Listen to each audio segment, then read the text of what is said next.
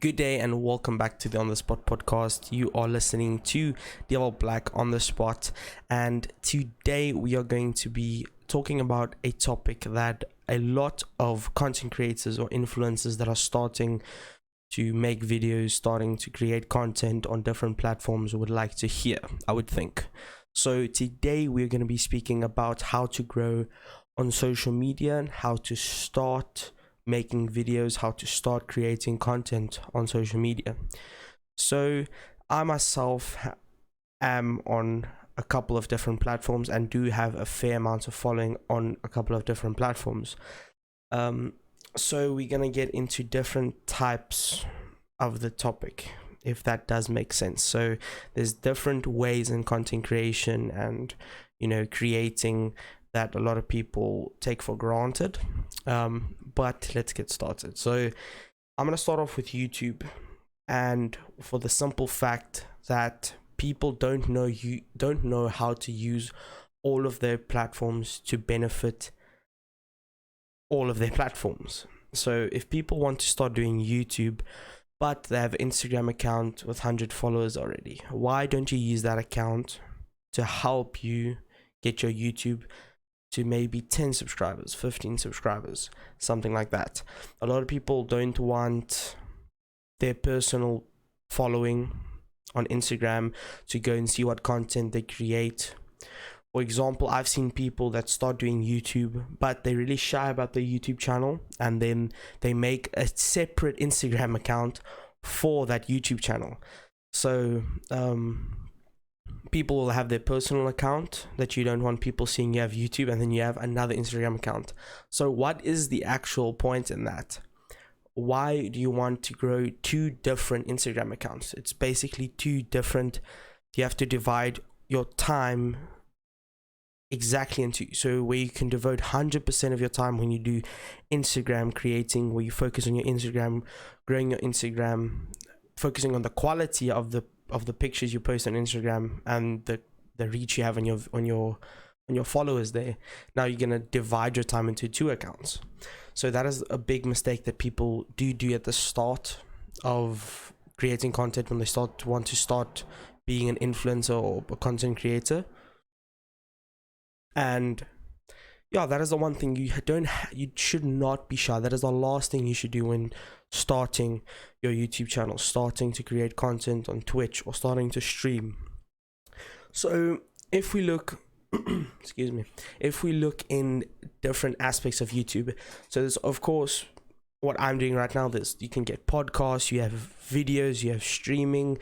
There's a lot of different videos on YouTube, and one thing that people should do is you must figure out your niche of your channel.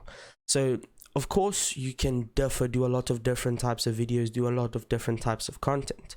Like myself, I do gaming, I do vlogs, I do podcasts, I do reviews, I do anything that comes to mind to me on a day.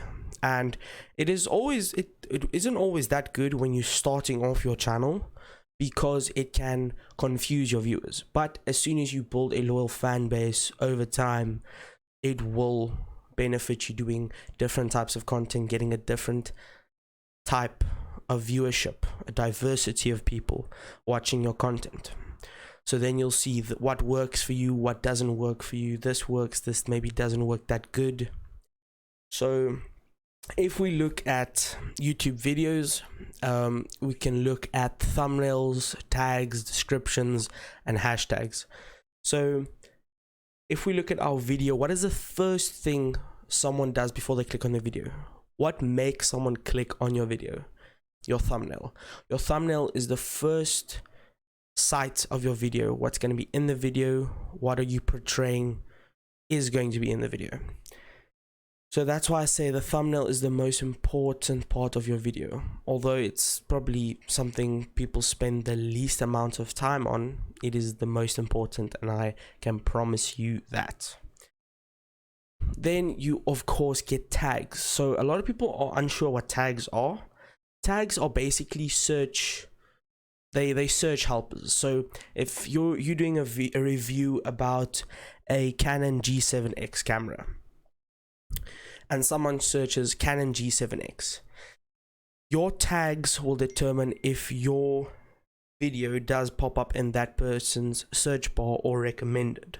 So if you put your tags, if you do a review about a Canon G7X camera, you're going to put Canon G7X camera review, G7X review. So anything around the topic that you are discussing, you're going to base your tags off. And tags are, in fact, second most important. I want to say it really goes level towards thumbnails, but it is also very important getting the reach out there and getting the recommendations and getting new people to click on your content. Then of course, descriptions. A description of your video, I wouldn't say it's that important, but having a decent description of your video, stream, podcast, whatever it is always helpful if someone wants to have a little insight of what's going on in your video. So the last thing that we can look at is using hashtags in YouTube videos. So this is a new feature that YouTube actually brought in a couple of months ago, or a fair amount of months ago, and you can use 3 hashtags in your YouTube video that will be highlighted at the top, and this will also help you get into recommended pages. It's basically like a big tag, to put it like that. You can, I think, have 27 or 28 tags on your video. Now there are only 3 hashtags, so if you want to start a hashtag, or if there's an ongoing hashtag that like you want people to see videos about, or you starting a trend or something like that, hashtags all the way to get the video out there. So that is video based on YouTube. So thumbnails, tags, descriptions, hashtags, all of this stuff. Then if we look at live streaming, so a lot of my viewership is of course gaming wise and gaming related, because I do stream. That is, I think, 80% of what I do on my channel, and I do love it, and I do love streaming, playing games, and I love my community. So a lot of people are gonna probably like to hear this, but the big thing when it comes to streaming is to not give up. And that, although that sounds weird, everyone started somewhere into a certain sense. So I also started with having 2 viewers, 3 viewers at a stage, and it is hard to get past that stage, but you progress as a streamer, you progress as a person, and that's the most important thing. So being able to see personal growth and then growth in your channel is very good. Being consistent in streaming is key. So knowing your viewers must know when you stream. Although you only have 20 subscribers, or you have 5 viewers, 2 viewers that watch you every day, they must know you're streaming this time. You must keep contact with your viewers. If your viewers are in your chat, make them feel welcome, make them want to be in your stream. Because why will someone be in a streamer's stream if they don't reply to them? Or because personally, why I watch smaller streamers is to interact with more people. That is why I watch people with from 0 viewers to maybe 200 viewers. 200 viewers is maybe a bit much, but I watch those streamers because I would like to interact with someone, see what their opinion is on something, and talk to them, have a conversation. So that is also very important, to interact with your viewers as much as possible. And I'm going to get back to the sharing on different social media platforms to help your main platform. So when you do stream, when you do upload a video, share your video on your WhatsApp status, for example. Although your WhatsApp status, let's say you have 50 contacts, 100 contacts, 200 contacts, about I think 10 to 20% of people will maybe click on the link. And that 10 to 20%, that 10 to 30, 40, 50 views might make a difference at the end of the day. So share your videos, your streams, your podcasts on your WhatsApp status. Share it on your Instagram story. Link it in your bio so people can have a direct link. If you have over 10,000 Instagram followers, you can do the swipe up. But if you have 10,000 Instagram followers, why would you be listening to this podcast?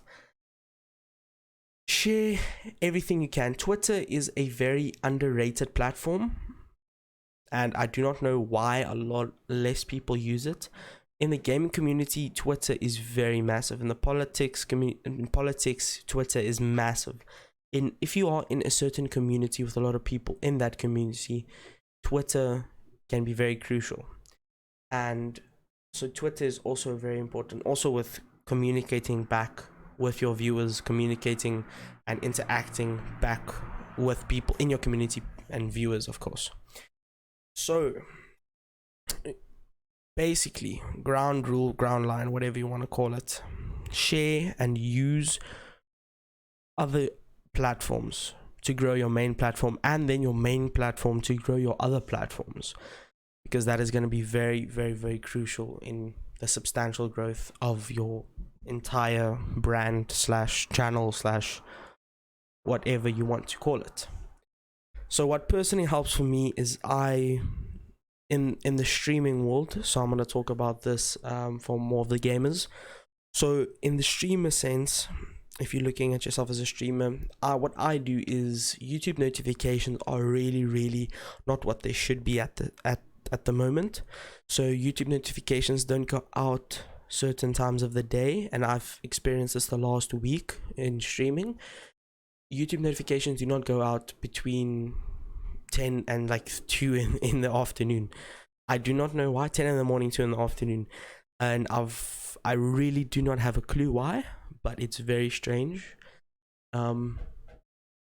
But what I've done is I've made a stream notifications WhatsApp group. So as soon as I stream, as soon as I start to get people in my stream, I tell them, join the WhatsApp group. I have a command that links them right to the WhatsApp group. They can join the WhatsApp group, and then a moderator or myself will send a link of my stream every time I do post a video, post a podcast, post a stream, so they get instant notifications when I stream or upload any sort of content, which is very smart in my opinion, because a lot of people are scared of having the number out there. And especially as soon, like, let's say you blow up one day and a lot of people have your number, you can always change your number. But when you're still in that small range of a content creator, like, even though I have 3,400 subscribers, I'm still a very, very small creator. So being able to interact and having that kind of connection with my fan base and viewership means a lot to them and to me. So the stream notifications group is one of the best things I've ever done on my channel, and I highly recommend it to other smaller streamers. So if you start from 400, 500 subscribers, to start making a stream notifications WhatsApp group. It's very smart in my opinion, and I think it really, really, really works. And that is about it for today's podcast, you guys. I want to thank you guys so much for listening today. If you guys have any other topics that you guys want me to cover, I would love to link them, or tell me in the description.